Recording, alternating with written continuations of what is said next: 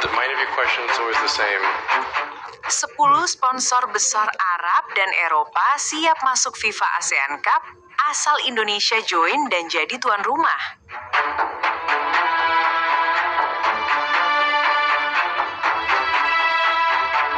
Isu panas kembali berhembus di balik gelaran FIFA ASEAN Cup yang kini terus jadi sorotan dunia. Setelah sejumlah negara di Asia Tenggara sepakat ikut proyek turnamen mega ini, kabar terbaru datang dari markas besar sponsor global. Dan kali ini, nilainya gak main-main. 10 sponsor besar, baik dari kawasan Arab maupun Eropa, dilaporkan siap turun langsung jadi pendukung utama turnamen ini. Mulai dari perusahaan minyak raksasa Timur Tengah, produsen otomotif Jerman, hingga apparel global yang sebelumnya jadi sponsor tetap Piala Dunia. Tapi, ada satu syarat besar yang bikin semua mata langsung tertuju ke satu negara. Indonesia disebut-sebut jadi kunci utama kesepakatan itu. Yap, para sponsor itu disebut baru akan tekan kontrak penuh jika Indonesia ikut dan bahkan jadi tuan rumah utama. Alasannya? Karena pasar sepak bola terbesar di Asia Tenggara bukan di Thailand, bukan di Vietnam, tapi di Indonesia. Data terbaru dari FIFA Market Index bahkan nyebutin potensi ekonomi dari basis fans Indonesia bisa menembus 1,3 miliar dolar per musim. Angka yang bikin sponsor Eropa langsung geleng kepala. Dan uniknya lagi, rumor ini gak datang dari media lokal, tapi dari laporan media olahraga Prancis dan Uni Emirat Arab yang bilang, tanpa Indonesia, turnamen ASEAN Cup tak punya nilai jual global.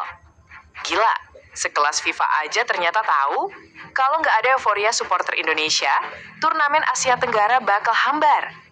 Tapi di balik itu muncul juga dinamika politik olahraga.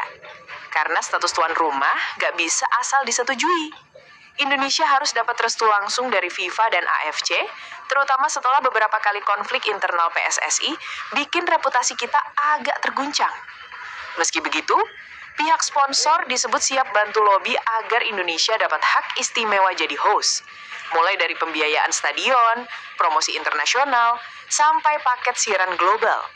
Bayangin aja, kalau ini benar kejadian, FIFA ASEAN Cup bisa jadi turnamen regional paling mahal kedua setelah Copa America. Dan reaksi netizen Indonesia udah bisa ditebak. Komentar di berbagai platform langsung banjir. Gas aja, ini kesempatan kita buat push rank FIFA. Jadi tuan rumah biar FIFA tahu, supporter kita gak kaleng-kaleng. Bahkan ada yang nulis, sponsor aja percaya sama kita, masa federasi sendiri galuh? Tapi tentu, gak semua pihak langsung setuju. Beberapa analis ngerasa, tawaran ini bisa jadi pedang bermata dua. Karena kalau gagal memenuhi ekspektasi sponsor, Indonesia bisa kehilangan kepercayaan global untuk event-event berikutnya. Tapi kalau berhasil, Indonesia bakal resmi naik kasta, bukan cuma di lapangan, tapi juga di meja negosiasi dunia sepak bola. Bayangin, Jakarta, Surabaya, dan Bali disulap jadi venue megah bertaraf dunia. FIFA datang, sponsor global masuk, dan ranking FIFA kita perlahan naik pelan. Bukan karena wacana, tapi karena exposure nyata dari turnamen internasional. Dan buat para fans, ini bisa jadi momentum baru buat bersuara. Bahwa sepak bola Indonesia bukan cuma punya supporter terbanyak, tapi juga potensi ekonomi dan pengaruh global yang mulai diakui dunia. Tapi di tengah gegap gempita dukungan sponsor itu, ada satu hal yang cukup bikin heran. Malaysia, yang notabene jadi tempat kantor pusat AFC berdiri, justru gak masuk hitungan sebagai kekuatan besar di proyek ASEAN Cup ini. Padahal secara geografis dan politis, posisi mereka kuat banget. Tapi nyatanya para sponsor besar dari Arab dan Eropa gak menempatkan Malaysia sebagai poros utama turnamen. Kenapa? Karena secara pasar mereka kalah jauh. Kalau Indonesia punya 270 juta penduduk dan fans base bola yang aktif 24 jam, Malaysia jumlah penontonnya bahkan gak nyentuh seperempat dari itu. Bahkan data engagement digital sepak bola ASEAN tahun lalu nunjukin, konten timnas Indonesia nyumbang 68% traffic total kawasan. Sementara Malaysia cuma di bawah 8%. Jadi meskipun kantor AFC berdiri megah di Kuala Lumpur, para sponsor gak ngelihat itu sebagai jaminan kekuatan sepak bola.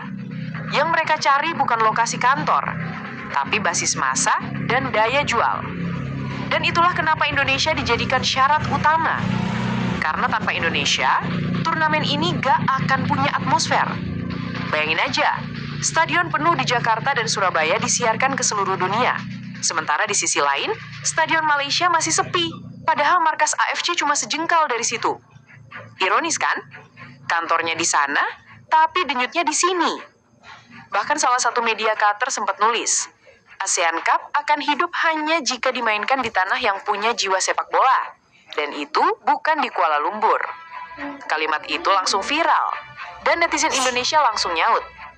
Ya jelas, di sini bola bukan sekedar olahraga, tapi harga diri.